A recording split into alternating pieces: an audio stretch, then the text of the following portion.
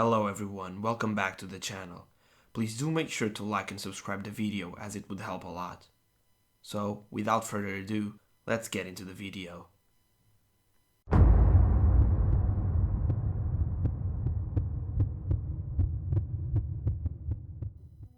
This story was posted by Sensitive Bull. I shouldn't have drove past midnight. I slept myself awake after nearly dozing off behind the wheel. I glanced at the dashboard and saw the digital clock that read 3:22 AM. Only 2 more hours. Just got to stay awake. I mumbled to myself and then slapped myself awake once more. It was December 24th, 2022. I was driving to my mother's house to surprise her for a Christmas visit. We hadn't seen each other since I moved out of the country in 2008. I used the excitement of seeing my mother again as motivation to stay awake. It worked somewhat, until a few minutes later when I was dozing off again. Eventually, I decided it wasn't a safe idea to keep driving under the influence of sleep deprivation, so I pulled over and shut my eyes. A deep sleep was pulling me in fast, but I was jolted awake by a terrible screeching sound. Suddenly, I was filled with intense paranoia. I shakily and quickly locked my car, which I had forgotten to do in my desperation for shut-eye. A few minutes had passed and I heard nothing. I knocked it down to it being just an animal. I was in the rural countryside after all. I attempted to submit to a deep sleep once more, but I was awoken by the same terrible screeching sound. God damn it, I yelled in frustration. The few hours of shut-eye I desperately craved were being interrupted by an annoying something that wouldn't leave my car alone. I put my keys in the ignition and decided I would drive for a little bit and pull over somewhere a little ahead. I pulled over in my new spot, but I didn't immediately go to sleep. I wanted to make sure I wouldn't be interrupted by anything once more. My stomach dropped when I heard erratic footsteps catch up to my car. I became incredibly nauseated when the inhumane and menacing chattering began. I was completely frozen with the most intense anxiety and paranoia I have ever experienced in my lifetime, and the chattering just kept getting louder. It was getting so incredibly loud my ears felt violated, and I felt as if I were being consumed into a pool of despair that I would never escape, that I would never even get the chance to escape from. Suddenly, I felt the chatter become bearable. It did not lessen, but it was just bearable, almost as if I had been hearing it my whole life. I also realized that I could now move. I was no longer ridden with the paralyzing paranoia. I put my hands on the wheel and screamed in pure terror. The hands weren't mine. My hands had 7 fingers, all incredibly long, with longer fingernails. They were a horrifying blue color and looked as if they were decaying. I screamed louder when I realized this wasn't my scream either. My scream was deep, yet high at the same time. It sounded like an alien attempting to mimic a human screaming as a cruel joke. I felt totally and utterly trapped. I wasn't even me anymore, yet alone a human.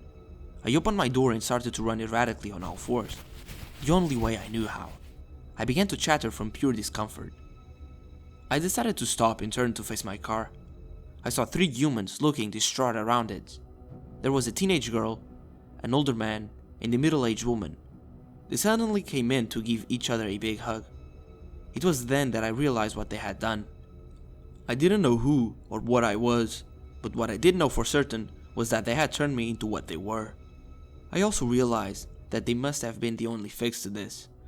I began to chatter as loud as I could and charged towards them. "You aren't supposed to do that! What the hell?" the older man yelled. I went even faster. "Please stop!" the teenage girl yelled. I had reached them. I closed my eyes and consumed them in the terror-filled wave of chatter with no mercy, just as they did to me. After a few minutes, I felt at peace. I opened my eyes and saw 3 horrifying figures in front of me. They were skinny, pale blue. Their faces were incredibly disfigured and uncanny. They began to chatter, and I knew I had to book it. I jumped into my car and pressed the gas.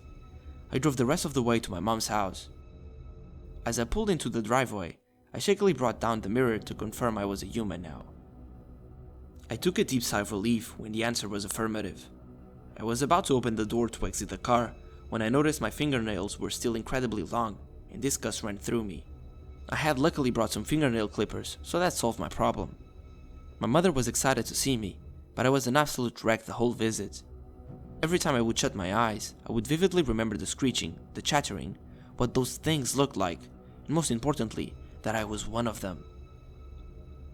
It has been 2.5 weeks since this. I am struggling with severe paranoia, and I can only manage to get a few hours of sleep at night. And those few hours are filled with the same nightmares about the traumatic incident. I want to seek out therapy, but they might send me away to a mental institution. I feel so alone.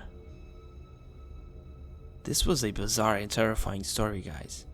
I mean, what would you do if this happened to you? Imagine getting out of your car and seeing people. I mean, not even people, some creatures, 3 creatures standing around your car. This would probably shock anyone. Do you think this was just from the sleep deprivation? Or was something more bizarre at play here? Let me know in the comments, guys. Let's get to the other story.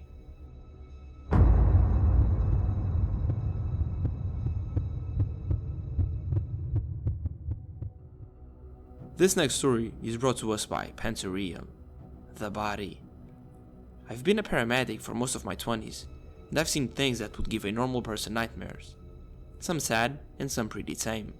But the one incident we all still talk about is the homeless woman case. It started out in a Saturday night, and I was nearing the end of my shift. Most cases were simple: pick up and drop off at the emergency and back out. The usual is what we call it. But this night was one to remember, one to scar everyone who was there to witness it. We had a call and we went out to the location. I was half asleep on the way there, but when we arrived, the scene was something out of a movie. Usually some squad cars would be on the scene, but I counted 8 cars with their lights going on. It was an unusual sight, because whatever happened must have been something bad. I woke myself up with a splash of water and a sip of my energy drink while putting on my game face. We got out of the ambulance and started to approach the crowd of officers when a few of them came rushing to us, stopping us in our tracks. Hey, hold up a few minutes, okay? Just hang back till we figure a few things out. We agreed and let the officers talk amongst themselves for a few seconds until a familiar face came out of the crowd. A friend of mine I've known since high school came out to talk to us. We did the bro hug and said our greetings, and that's when I asked, "So, what's going on here? Is it really that bad in there?" "Well, that's the thing, man. We can't go in there. We had an anonymous call about a body in the basement. We shined our lights through the basement windows in the back, and it looks like a female, maybe early 30s, and she's just laying there. We entered the house and, well, let's just say, you are probably gonna need to carry a Bible with you in there." I scrunched up my face while scratching the back of my head, puzzled at what I had just heard. "You are kidding me, right?" "Why is that?" I replied. A few more officers, with concerned looks on their faces, approached as my friend explained. "We can't go in there. Something won't let us. Believe me or not, but we just can't." I smirked, looked at my partner pointing. "You believe this guy?"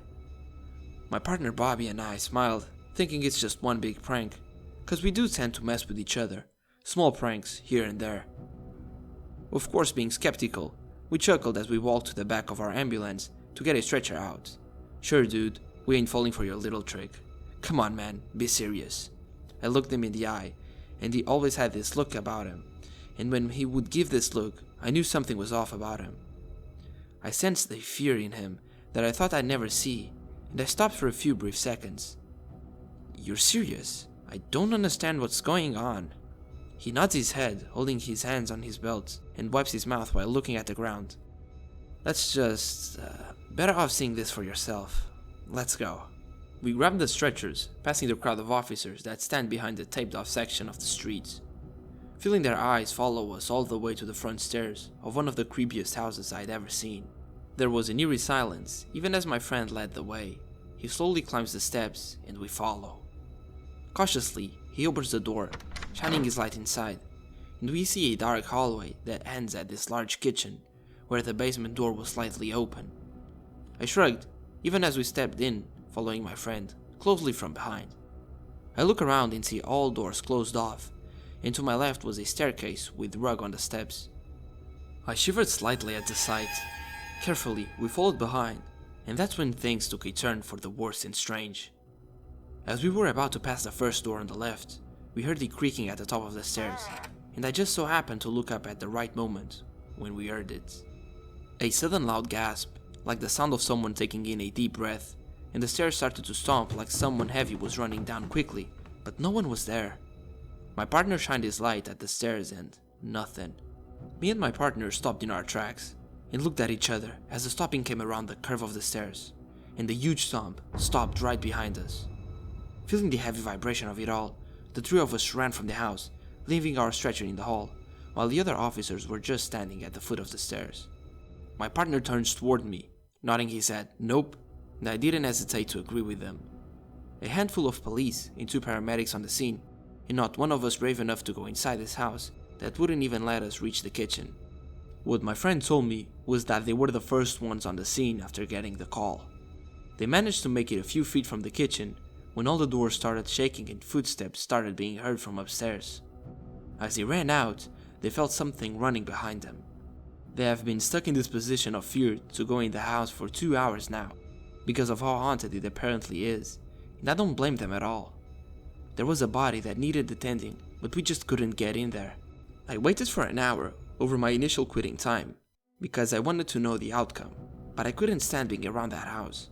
Something about it, something keeping us from going in there. I left some time after 2 in the morning. I didn't hear anything about the outcome from this particular case. Everyone there refuses to talk about it, so I don't ask. All I know is that whatever is in that house is something evil, and I am glad I left when I had. That's something I refuse to deal with in my life. Do you guys believe in paranormal activities?